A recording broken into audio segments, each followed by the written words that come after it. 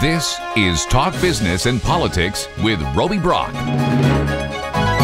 Welcome to today's Talk Business and Politics Daily. I'm Roby Brock, joined by John Brummett of the Arkansas Democrat-Gazette. Good Monday morning to you.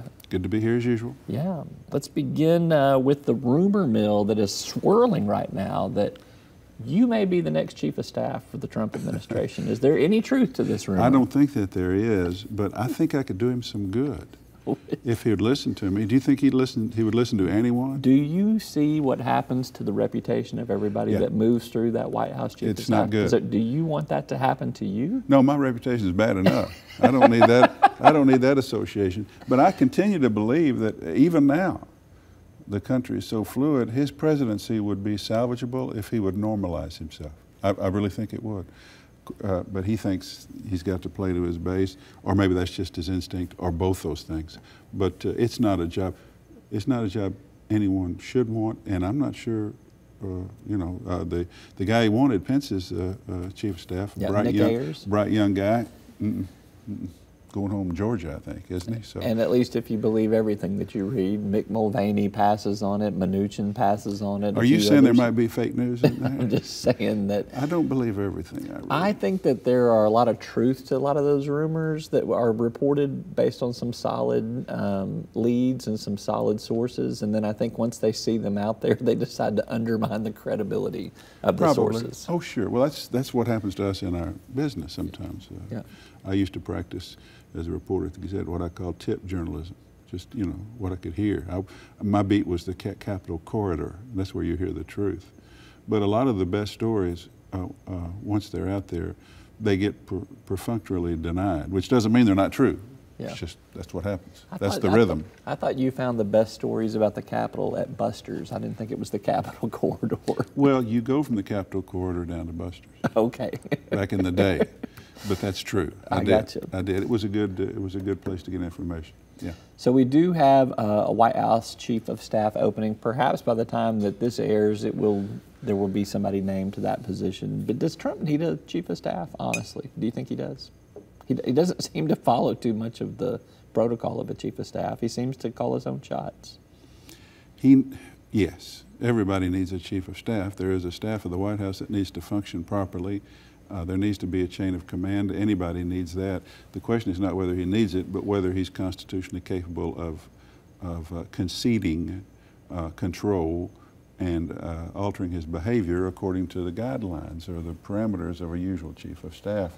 He's not the first guy. I mean, Mac McClarty his job was to try to discipline an undisciplined person, and Bill Clinton. I mean, it's a tough job. Chief of staffs get passed around in all administrations. By the time presidents serve 8 years, you can't name all the chiefs of staff that they've had. But Trump is different in that apparently he and Kelly quit speaking along the way. Basically, just mutual disdain. That's dysfunctional. He needs somebody who is able to both run the staff and deal with his temperament. And I doubt such a human being exists.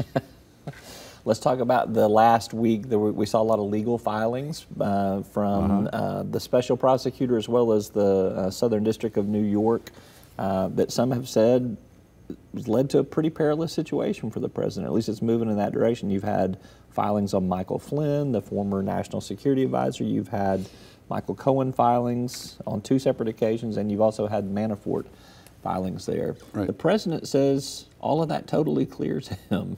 Is this him speaking to his supporters? Do you think he's delusional, or do you think he is in some legal peril? Oh, I think he's in legal peril, and I don't think he's delusional. I think he simply is not honest about what's happening to him, and he's spreading just nonsense. But all of that said, my view of what's going on lately, I remain sort of an impeachment indictment agnostic, kind of skeptic. Show me. I'm looking at the thing now that everybody's excited about is Cohen essentially has pleaded guilty to a scheme to pay off women, 2 women, to keep them quiet about sexual relations with years ago with this president, and he says he did so at the direction of essentially in cahoots with Trump. And now there's talk of impeachment or post-presidency indictment among Democrats on the Sunday talk shows. We've been down this road, you know. We've indicted a president for sin and not being honest about sin. I don't know if that's, as a practical matter, if that's where the Democrats want to go. And beyond that, John Edwards, remember him? Mm-hmm. He was charged by the federal government, indicted, over a diversion of $1 million from a rich supporter of his to his mistress, who was the father of his child, about whom he lied, and he went to trial. And he got acquitted on that central charge, and there was a hung jury on the other, and the federal government decided not to retry, and he's now practicing malpractice law in North Carolina. We want to impeach a president or make a big deal over something that was less than what a guy got acquitted for, mm-hmm. or a hung jury. See, and then Russia, show me the Trump Tower, show me the quid pro quo. Show me something beyond the fact that Trump kowtows to this man he admires, seems to admire. And on obstruction of justice, show me something beyond stupidity.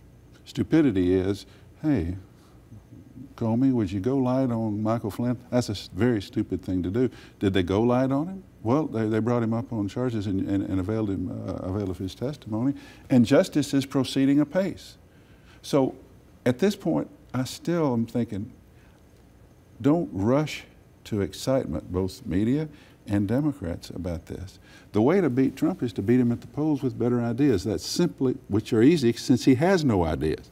That's what you have to do. I'm just thoroughly unimpressed with this. I'm going to coin the phrase of the agnostic approach there. That's a pretty good one. Agnostic in terms of Trump's impeachability at the present time. Now, Mueller is a pro, and he's got pros, and Trump has a lot of business dealings, and we're going to see what we're going to see. I'm saying of what we've seen at this point, no. I've long said that the biggest trap for him is in his financial dealings. Financial dealings over the years, not in his presidency, mm-hmm. over the years, that might have to do with Russian sources of money.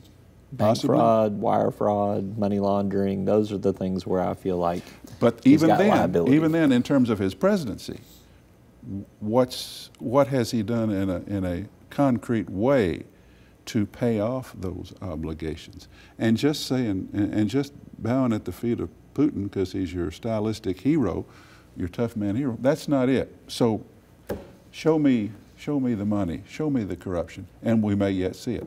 All right, let's move to Arkansas politics here. Let's talk about a front page story in the Democrat Gazette in Sunday's paper dealt with Medicaid reductions and a plan that the Hutchinson administration is pushing to reduce the amount of money that is paid for in-home services, non-nursing home care. I want to get your take on this, but I think the biggest question I will have on this is that a politically viable solution for the Hutchinson administration? This is a group of people that will be very vocal, that will be very vulnerable, and I can't see state legislators going along with a program and taking the political hits that would come from local constituents that would have some extremely powerful stories to tell of how this is harming them. I hope you are right, and I will do everything I can in my rhetoric and in my columns to turn up the heat on this, because my take on it is this is meanness part 2 in terms of Medicaid. And I'm not saying Asa Hutchinson and his people are mean in their hearts. I'm saying their math is mean, their policy has mean effect. He is proceeding apace to cut taxes. Simply a fact. That's one side of the equation.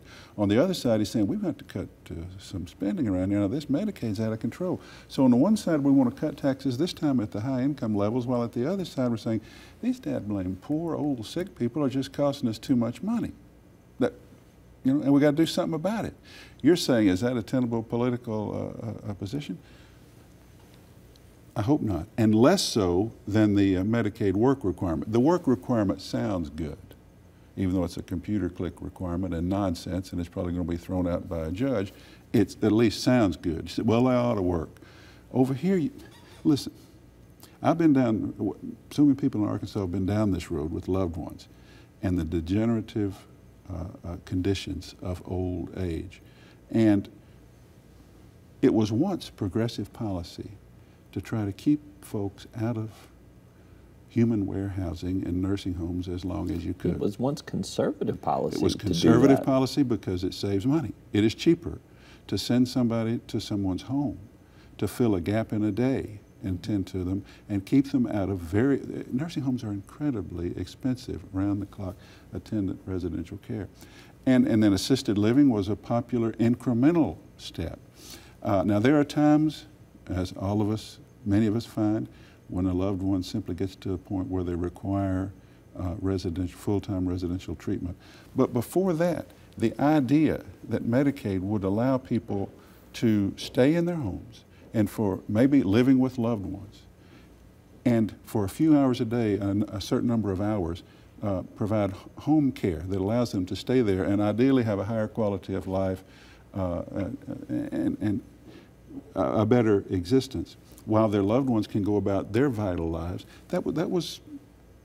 That's a sound notion, and it costs less than nursing home care. And a few years ago, when the governor started wanting to cut Medicaid money, I know this for a fact. You could be approved 1 year for a certain number of hours of in-home care. The nurse could come in for the annual assessment and say, well, your condition has degenerated a little. By the way, your hours are going to be less because we've got this new algorithm because we're saving money. And our algorithm, let me punch in here, you don't get this many hours, you get this. And now on top of that, as the front page article says, we're going to cap further this care. I think it's foolish. I think it's a mean policy, and I think it's counterproductive. And you may be right, and I hope you're right, because you've already got a couple of Republican legislators showing some programs being ended in Northwest Arkansas or in jeopardy, saying, "Is this what we want to do?" So I think you're right. This one's going to be tougher to preach about preach easily about than the work requirement. Yeah. Let's turn our attention to the city of Little Rock. We elected a new mayor last week. Frank Scott Jr., the new I predicted that, mayor. Did you predict that? I'm pretty sure you were rolling the dice on, hey, something's going to happen. Well, to be we fair, agreed that he was the front by conventional political thinking, he was the obvious pick. I was just afraid to make that pick. He's ready to go right now with changing the form of city government that we have right there. Is it too soon to be pushing for that? Why not? No. I mean, this was a change election. You know change elections. You know what you do when you have change elections? You better do some changing. And when can you best change? When do you have the most political capital? Early, right? Before a lot of other things come up and suddenly this 58% popularity, the historic first popularly elected black mayor, suddenly when he's dealing with the problems that are attendant day to day to the job, suddenly he has less political capital. I think he's wise. I think he's smart. In the first 30 to 90 days, boom, let's get an ordinance to have ward representation in this city and do away with this Chamber of Commerce system of at-large representation. Let's put people to work for their neighborhoods. I think it's a smart thing to do. What's the sales pitch? What's the sales pitch on it? How do you convince a voter that there's a special election that we need to change this? Is it going to save us money? Is it going to reduce crime? Is it going to improve the schools? What's going to be different in this form of government? Your neighborhood has not had all the advocacy that it needs. Your neighborhood, your ward is been represented in a diluted system. And what has it gotten us? It has gotten us, with all due respect, a very senior-laden city board that's sort of static and lazy. You voted for change. You voted to enliven this city, and you voted for your interests in your neighborhood, particularly those that feel disconnected, such as South and East. So let's put this system. Let's do the change that we voted for. I can't do everything I need to do unless your neighborhood is better represented. That's what you wanted. That's the sales pitch. Plus, you voted for me. You voted for Connect Your Neighborhoods. This is the next step. Yep. You're going to have to come up with a slogan for that. Yeah. Because that's going to be needed to sell it. I think, to make Perhaps. it, to keep it simple. You think it's a little inside baseball, sort of the It's a little bit of a tough sell. Structural. Yeah. Why are we voting to change this? How's this going to affect my life? That's what people want to know. Well, we'll see. That's the mayor's job and the city council I to think sell that. Well, not ours. Well, the city board first has to agree to it, to refer if they refer the ordinance. There's a way around that. There is. Yeah. So we'll see where it goes. Yeah. All right. He's John Brummett with the Arkansas Democrat Gazette. Always good to be with you. Great pleasure. Thank you so much. That's all for today's program. We'll see you next time. Each day, the promise of our nation begins again. Arkansas and America moving forward. I help make that promise a reality. It's not for everyone, but people everywhere depend on us. Oh, I love you too, sweetie. Trucking delivers, or everything stops. And that's what drives me. I did. You'll find us at the end of a lot of long country roads, covering over 60% of the great state of Arkansas. Our 17 electric distribution cooperatives are working day and night to provide reliable, affordable power to over 500,000 homes, farms, and businesses, just like yours. The Electric Cooperatives of Arkansas, your local energy partners.